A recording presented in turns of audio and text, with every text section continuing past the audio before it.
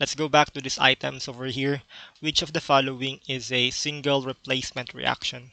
Again, here for the format, we have the first part is a single element, then the second part is we have a compound composed of two parts. And this one is similar to item number 4, right? Because we have one element and we have here dalawang parts. We have the hydrogen, then we have the sulfate group over here.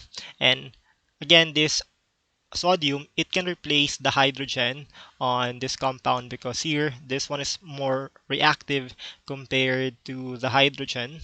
So the product of this reaction is we have sodium sulfate plus H2.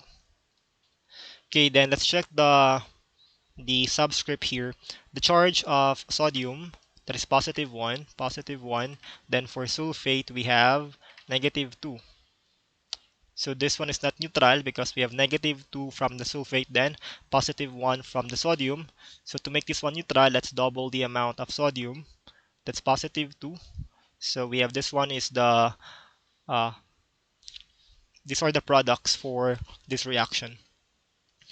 Aside from number 4, what are the other reactions that has similar patterns here? That is also the same for number 5. We have one element and we have a compound composed of two parts. We have the hydrogen, then the oxygen. So this iron is over here.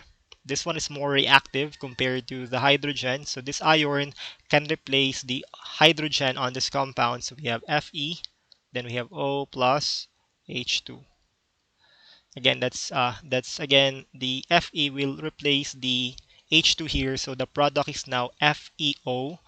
That's the iron oxide plus the hydrogen gas is removed from this compound. Then let's check the charge here. The charge of oxygen is negative 2. Then the charge of iron can be 2 and 3. So we can use this 2 plus na charge.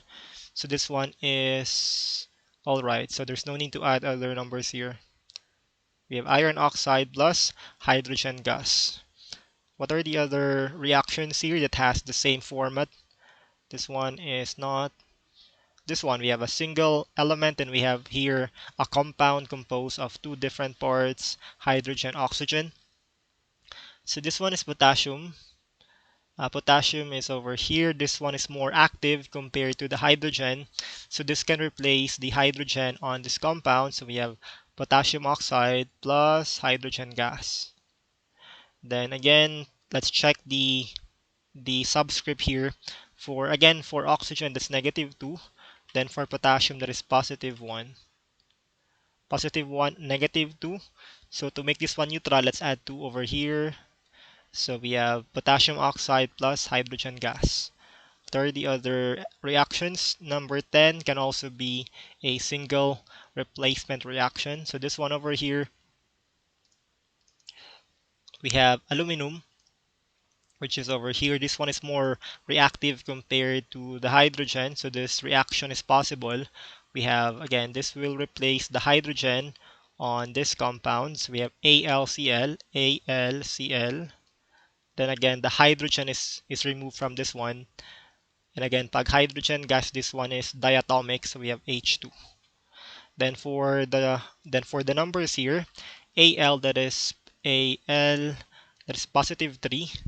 Positive 3. Then for Cl, we have negative 1. So to make this one neutral, let's add 3 over here. Negative 3, then positive 3. So that's the answers. That's the answer for item number 4, 5, number 9, then number 10.